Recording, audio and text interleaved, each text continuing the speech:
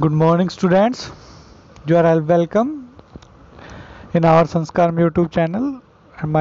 This video is lecture number 16, dedicated for 8th competition class only. And in this video, we discuss about the very short question answer of chapter number 2, question number 21 to 39. So, dear students, our question number 21 is: which of two separates dengue, mosquito or housefly? So you all know that dengue separates by the mosquito Aedes, and our answer is on page number 33. Here is our answer. Disease separated by mosquito is dengue. Disease separated by mosquito is dengue. उसने हमसे पूछा था कि housefly और mosquito में से कौन सा डेंगू फैलाने में हेल्प करता है, किसकी वजह से डेंगू फैलता है. और answer is mosquito. We tick the mosquito. Answer of 21 is mosquito. Question number 22. Name two disease separates by mosquito. Name two disease separate by mosquito. Dengue and malaria. Dengue and malaria. Answer is on page number 33. His answer: first, the most common disease separated by mosquito. First, malaria, and second, dengue. Second, dengue. These are the disease separated through the mosquito. Question number 23. Name the microbe which cause malaria disease. Name the microbe which cause malaria disease. Our answer is on page number 33. Our answer is here: Plasmodium. Plasmodium is the answer of question number 23. Question number 24. बेटा question number 23 में उसने हमसे पूछा था name the microbe which causes malaria disease. उस microbes का नाम बताइए जिसके कारण मलेरिया डिजीज होती है. तो कैरियर का नहीं पूछा. अगर वो कैरियर पूछता हमसे तो हम फीमेल एनोफ्लीज मॉस्किटो का नाम लेते, लेकिन उसने हमसे पूछा था microbe which causes malaria disease. So our answer is plasmodium. It's a protozoa. ये प्रोटोजोआ है और इसका नाम है प्लाज्मोडियम. क्या नाम है इसका? Plasmodium. Now question number 24. Name one disease which separate by breathing in air containing micro organisms. एक ऐसी बीमारी का नाम बताइए जो कंटेमिनेटेड एयर में सांस लेने से होती है. So our answer of 24 on page number 31. On page number 31 here is our answer. For example, common cold. Disease name common cold. Disease separate by breathing air containing micro organism. So हमारी disease का नाम क्या है? Common cold. क्या है name? Common cold. This is answer of question number 24. Question number 25. Name one disease which separate through insect bite. Insect bite से एक फैलने वाली एक disease. You can say your answer malaria. Answer of question number 25 on page number 31. Here is our answer कि the disease called malaria separate through insect bite. So our answer is malaria. Our answer is malaria. उसने हमसे पूछा था किसी एक disease का नाम बताइए जो इंसेक्ट के बाइट करने से फैलता है. So our answer is malaria. This is the answer of question number 25. Now question number 26. Question number 26 is question number 26 में पूछा उसने name one disease which separate through infected food और वाटर. कोई एक ऐसी बीमारी बताइए जो इन्फेक्टेड फूड और वाटर से फैलती है. So our answer is also on page number 31. Our answer is here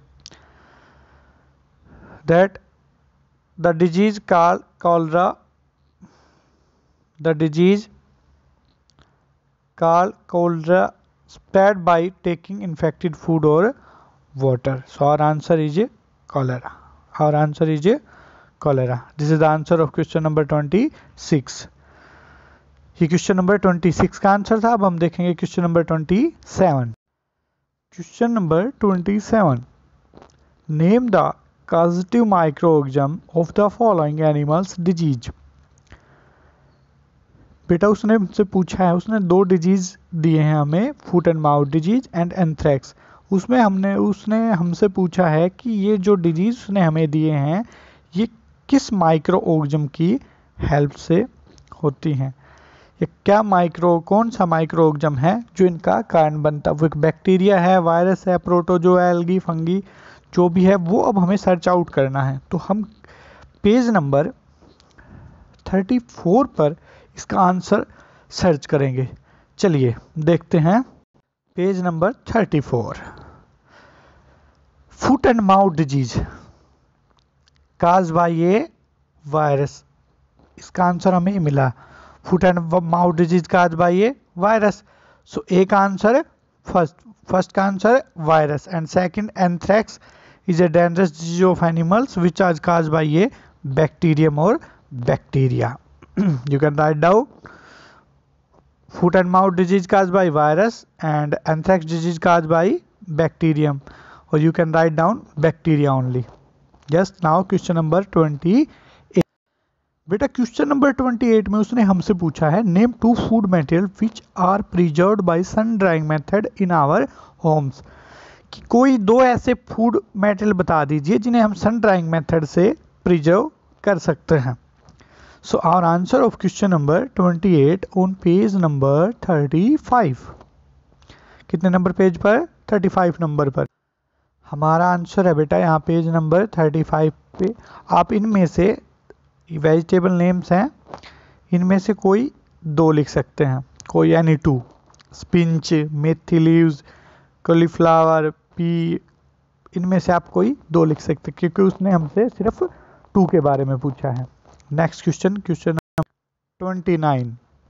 29 number question उसने हमसे पूछा है name two food material which are preserved by using common salt. कोई ऐसे दो फूड मटेरियल बताइए जिन्हें हम कॉमन साल्ट का यूज करके प्रिजर्व रख सकते हैं. So our answer is on page number 36. Here is our answer on page number 36.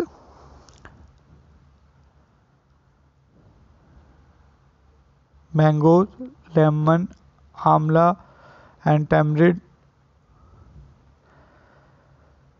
We can also preserve fish and meat with the help of salt. We can also preserve fish and meat with the help of salt. Next question number 30. Name two food material which can be preserved by using sugar. कोई ऐसे दो food materials का नाम बताइए जिन्हें हम sugar की help से प्रिजर्व करके रख सकते हैं. Jam and jelly. Our answer is on page number 36. Preservation by sugar. Jam, jellies by using sugar are preservative. They are the example of two food material which are preserved with the help of the sugar. Jam and jellies. Next question number 31 में क्या पूछा बेटा उसने हमसे name two food material which are usually preserved by deep freezing. So our answer of 31 on page number 36. Our answer is here. Deep freezing method are used for preservation of food like meat and fish. Fruit and vegetable also their example. You can write down any two. Now question number 32. In 32 question, name some of the preservatives which are used in the preservation of fruit and jam and jellies. Name some of the preservative. कुछ preservatives के नाम बता दीजिए जो fruit को jam और jelly में preserve रखने में हमारी हेल्प करते हैं. So our answer is on page number 37. Our answer is sodium metabisulfate and sodium benzoate. Sodium metabisulfate and sodium benzoate, which are help in the storage of some food materials like jam, jellies, fruits, etc. Question number 33. Name some of the preservatives which are used in the preservation of fruit and vegetable as pickles. Name some of the preservatives which are used in preservation of fruits and vegetable as pickles. उन preservative के नाम बताइए जो fruits को vegetable और pickles, fruit and vegetable and pickles को preserve करने में help करते हैं. Our answer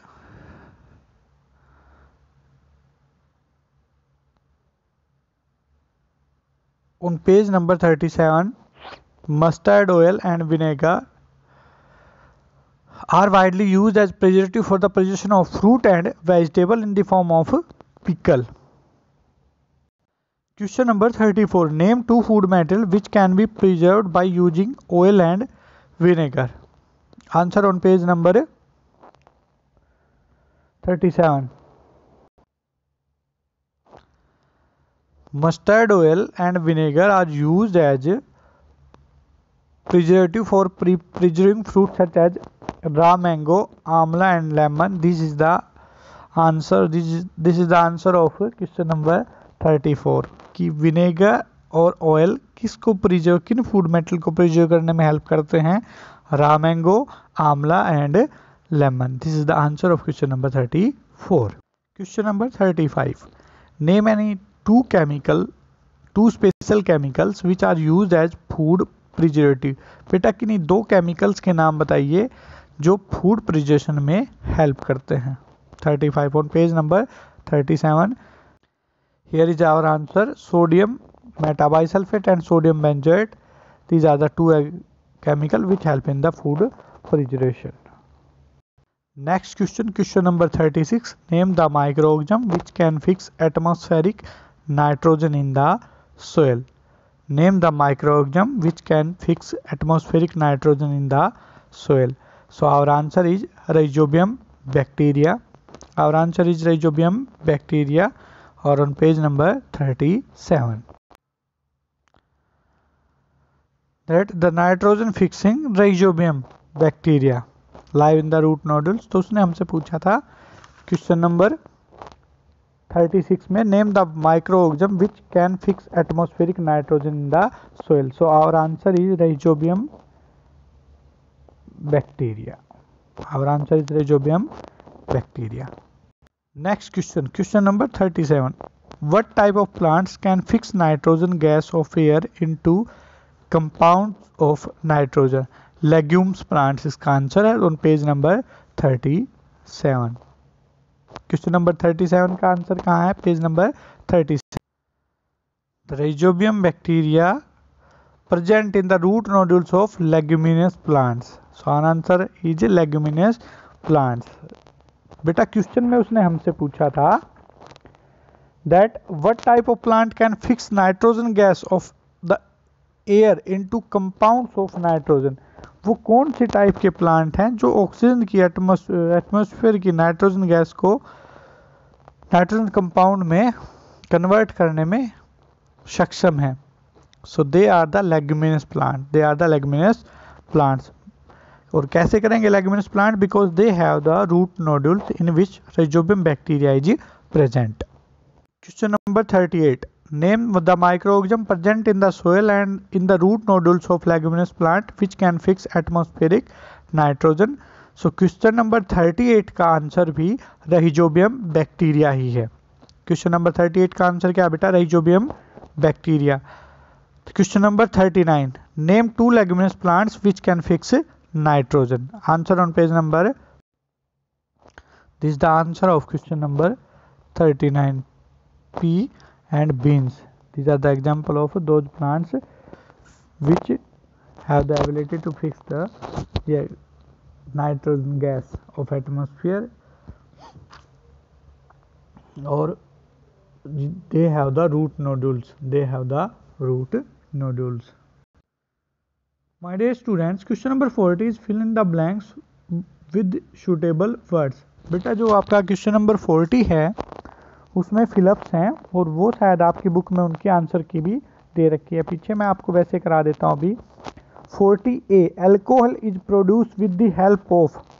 एल्कोहल किसकी हेल्प से प्रोड्यूस होगा? 40A का आंसर है ईस्ट। 40A का आंसर है yeast, YEAST। Next B, blue green algae fix nitrogen. First fill ups में आएगा आपका nitrogen.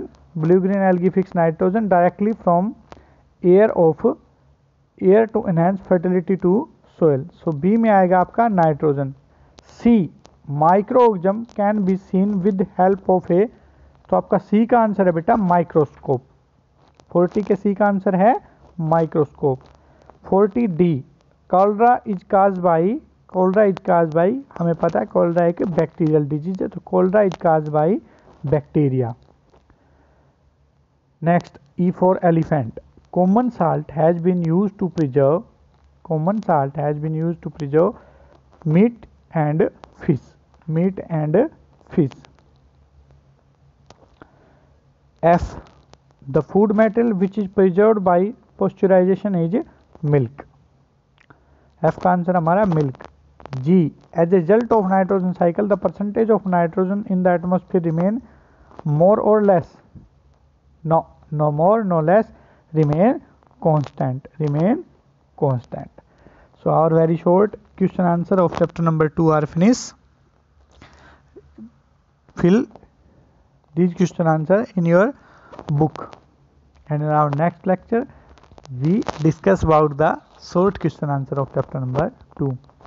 Thank you so much.